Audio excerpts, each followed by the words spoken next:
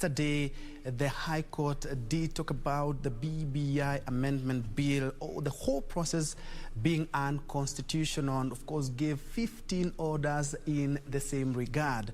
And joining me now in studio, two gentlemen, a very formidable tag team, to help us delve much deeper to know what next for the BBI proponents. And on my immediate left, we have constitutional lawyer Steve Mogaka. Welcome. Good evening, viewers. And on my extreme left, we have Job Ndege, a leadership and governance expert. Gentlemen, it's always a pleasure having you on board. Perhaps like 30 minutes, 30 seconds. What do you make of the gazettement that was done today? Perhaps people were expected next week, remembering that Justice Ouko is the president of the Court of Appeal, and I'm quite sure, if you ask me, is that from Monday we are going to be seeing a lot of traffic at the Court of Appeal. Ndege. Yes, I think first of all, he was a good choice. Yeah, if you looked at the interviews, amongst the top three will be Justice Ouko, lawyer Fred Ngatia, and Justice Martha Koome, in whichever order that one will want to take. So given that two of them have moved up to the Supreme Court, then that's good. Secondly, there has been a lot of rumors going around that the Court of Appeal has 8 judges. They don't have 8 judges. They're about 18, in fact. So work will still go on, though they're really stretched. Remember that about 11 of the 40 that the president has yet to assent to was supposed to be earmarked for the Court of Appeal. So they are really stretched, and with the departure of the two to the Supreme Court, if nothing happens very quickly, as per that list that the president still holds, then they'll be even further stretched, and that will derail justice. Counsel. Thank you. First say Ramadan Kareem to our Muslim brothers, and secondly, I want to congratulate Lord Justice William Ouko for being gazetted as now doubtlessly a Supreme Court judge. And on behalf of the alumni of Kagumo High School, and particularly Muhoya House, where we resided with you are in school together. You've had it. William Ouko has made us proud, and we wish him very well up there. And regarding the status of the Court of Appeal at the moment, there is quorum. And even if President William Ouko has gone to the Supreme Court, the presidency of the Court of Appeal is in very able hands of the acting president of the Court of Appeal, and we expect that they will rise up to the occasion. And still on the same council, yesterday the High Court did even, of course, it poked holes on the whole process. The 5 judges unanimously agreeing that this whole exercise is unconstitutional. 15 or giving even 15 orders. The AG is supposed to be the advisor, the chief advisor of the government, and of course, a lot of people are asking where was the Attorney General when all these things were being done, and he would perhaps have offered a better advice. If I can take that one, indeed, the Attorney General is the principal advisor to the President and government, and the Attorney General is as well the custodian of public interest. And any litigation touching on the Constitution of the Republic of Kenya will obviously have the Attorney General as a party, of course, representing 1, the government, and 2, public interest. And the questions that were brought to the High Court for interpretation are novel, because remember, this is the first time we are conducting an amendment of the 2010 Constitution. So it's a learning exercise for all of us. So let us not judge anybody very harshly, because everybody is dealing with this first baby for the first time. And whatever advice the Attorney General has been giving, remember, this has been a popular initiative, and really, contrary to what is being propagated, this is not a government project. This is a popular initiative, and therefore, the Attorney General was really not having a very active role in dealing with any advice relating to this matter. And be it as it may, the High Court has pronounced itself on what the petitioners presented to them, and based on the evidence that was presented to the High Court, and they have rendered their duty in accordance with the Constitution as it is today. But I say, let's not have anybody open champagne bottles, because the journey of, if I can call it reggae, has now moved to the court corridors, and we want to see how it progresses until the apex court pronounces itself. Ultimately, it is no time yet to know which way BBI. Indeed, of Council is talking about it was only a pit stop for the BBI reggae train. But Ndege, some of the things that were brought about in the court during the argument, and of course in the 15 orders that were given by the High Court, it talked about the president cannot initiate a popular initiative, but someone can argue in court that the president is still a Kenyan. Yes, in fact, it's very interesting. The bench was good. Had some of the brilliant minds we have in the High Court. The judgment, it was an academic judgment, I'll give them an A+. But the reality is that it was not academics. We are in a situation where some Kenyans actually wanted to have the constitution changed. So you suppose that with that, you find that in some cases, I feel the judges overreached themselves. In some cases, they made interpretation of the law as it is, and law can be interpreted in several ways. So if someone is dissatisfied, then they have the option of appeal, which the BBI steering committee and the promoters have actually said they are going to appeal it. So I will summarize that some of the rules, like for instance, the president cannot initiate a popular initiative. That's not clearly stated in law. And to the best of my knowledge, a judge or a magistrate or a judicial is supposed to read the law as it is written. They're not supposed to write law.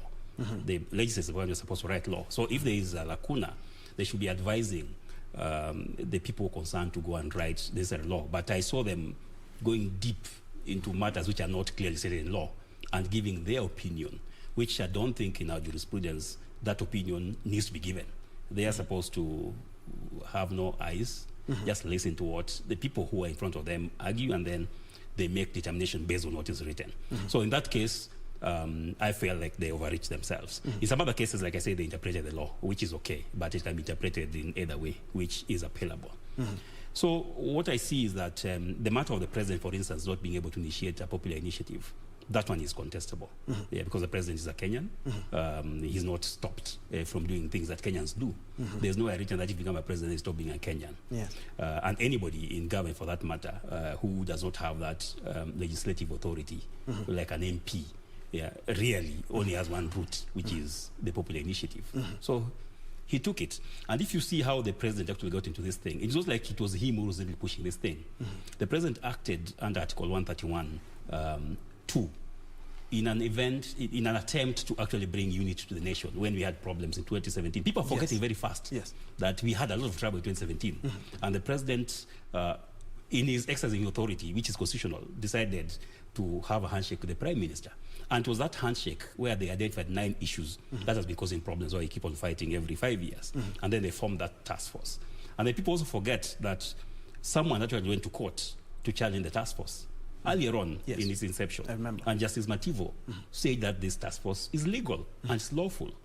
So it's very strange. The same court. The same court, the same High Court. Yes. So it's very strange that 5 of his colleagues now turn around 2 years later to say that it is not legal. In fact, and Wakili here may even advise us, if a High Court has already determined something, I was expecting the 5 to have said this has been determined.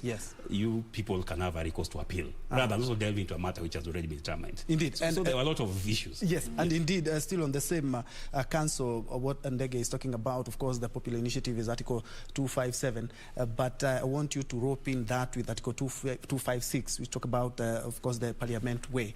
Kindly touch on that, then you tell us what it would take, because we have very tight timelines if we have to actualize the BBI. Yes, if I may, just to add on what my friend has said, the court turned in a finding that this BBI was initiated by the president.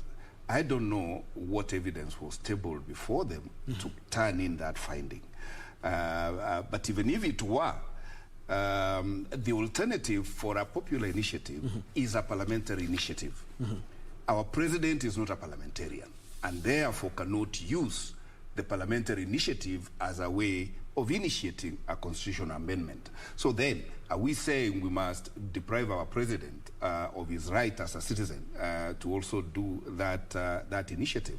Further to that, apart from the question of the court, same court, High Court, having pronounced itself, courtesy Justice Mativo, this bench again revisited another question on IEBC that had also been determined by another judge of the same court, where it was turned that IEBC had quorum and can conduct by-elections. But they chose to revisit it today, quite curiously, and depart from that previous ruling of the same court and say, oh, no, now IEBC has no quorum to conduct a BBI because this is beyond a by-election. So there are serious issues arising out of this judgment, and I can't wait to see how legal minds engage in the Court of Appeal and even to the Supreme Court. But be it as it may, what we need is a conclusion to this business, because some Kenyans want constitutional amendments, some Kenyans don't want constitutional amendments. Other legal pundits argue that, and I saw these arguments coming in, that is this not too premature for the court to have intervened? Because it is talking about what IEBC is going to do, if ever. And it is like the High Court was anticipating certain actions and giving orders before even those things happen. Serious legal minds, and I say this with tremendous respect because I am aware that if there is a threat of a violation of a human right or a fundamental right, the court is allowed to intervene.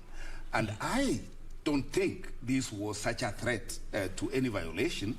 One would have recommended that really the best time to have gone to court is to challenge the product of BBI, so that then we are able to deal with the entire process from cradle to the grave without having to stop the train on the way, because we were at the last tail end of this process, and looking at the sovereignty of the citizens of this country, which is protected under Article 1. The judiciary, the legislature, and even the executive only exercise donated powers by the people. And therefore, one would have argued that the ultimate decision of which way BBI should have best been placed in the hands of the people under Article 1, they would have resolved this thing. And that should have been the correct time for me for judicial intervention. For now, it is somewhere in the air, and I will not be surprised if the Court of Appeal suspended that judgment and said there is no prejudice that will be served to those petitioners. If this process was concluded, the result can still be overturned without any consequence. And perhaps the IEBC has also had a backlash when we read the ruling itself, just as Council has talked about. Yes. And what it did, does it mean that somebody can challenge anything that IEBC has done, since the High Court is talking about it was not well constituted? You know, we have also carried out, we've seen by-elections, and of course we've had some comments from some of the lawyers. Yes, that's a quagmire that we're in, because if that judgment stands that the IEBC is not properly constituted, then somebody may dash to court and try to have relief on so many things that IEBC has done. But like my Wakili friend has said, There was actually Justice Okwany's ruling on the IEBC as well. Yes. And she said that the IEBC is probably constitutional. In fact, if you look at Article 250, which deals with the commissions, it says minimum 3, maximum 9. And they have 3. And even if you interrogate that issue of quorum using the statute, where they're saying that there are 5. If you have 5 people, it means 3 are a majority. So if these 3 concur anyway, as they are sitting, they are a majority. So the practicality of what the distinguished 5-judge bench were talking about comes into question. So yes, people may dash to court because they have opened a floodgate. And it's only the hope that the Court of Appeal now can, with finality, decide from the 2 rulings of the High Court, Justice Okwany's and the 5-judge bench, which one stands in law. And once they do that, then it becomes easy and safe for all those people who have moved. Because someone can even move into election petition court and say, I lost from a process which was illegal from the beginning. Yes, and that becomes a very serious issue. That would also open up another kind of another issue altogether. But still on the same, Council, as we wind up in 30 seconds, should have the 5 judges perhaps read the mood of the country? Of course, we are on the, as you said, we are on the last stage, because looking at we have already done the counties, we've already done the signature verification, we've already done the National Assembly and also the Senate. Yeah, they putting should Kenya's interest first, right? They should have, but there is this doctrine in judiciary that judges are supposed to employ their minds and disabuse themselves of anything happening out there. So they are blind and deaf to what is happening out here, and what they were dealing with is the material placed before them vis-a-vis the Constitution of the Republic of Kenya and the laws as enacted. So to that extent, I cannot fault the judges. In fact, they tried their best. Save for a few instances of overreach, I think the judges rendered a brilliant job, given that this is the first time such a mountainous petition was placed before the High Court. Indeed, unfortunately, we are out of time, but we have a lot that we can talk about. And of course, looking at the timelines, they are quite lost. Your final thought, Job, because looking at the timelines that we have, is it possible to still have that referendum? They have the Court of Appeal, and they also have the Supreme Court, which they can actually lodge a complaint after the Court of Appeal. It's difficult because August 8th, there should be our cutoff before making amendments that can be useful for the election of next year. So yes, the referendum can happen. It may even happen during the election year. It can happen in the post-election year. But for now, I think we just have to watch the legal battles, because this matter is going to reach the Supreme Court. Whoever loses the Court of Appeal is going to take a chance at the Supreme Court, and that may take us a while. So as that happens, then I think the BBI promoters will also go back to the drawing board and see what else can they be doing. They say today that they're going to go on popularizing the initiative, but they have to now mind the timelines. What is it that they want to achieve? What is it that the president and the prime minister also want to achieve? They had some legacy issues that they wanted to achieve as well before 2022. Now they may have to go back and see how else can they achieve that as we walk out the legal minefields. On so a very busy week we're expecting next week. Indeed, thank you so much, gentlemen, for making time. Steve Mogaka, who is a constitutional lawyer, and we also have Job Ndege, who is a leadership and governance expert. Moving on to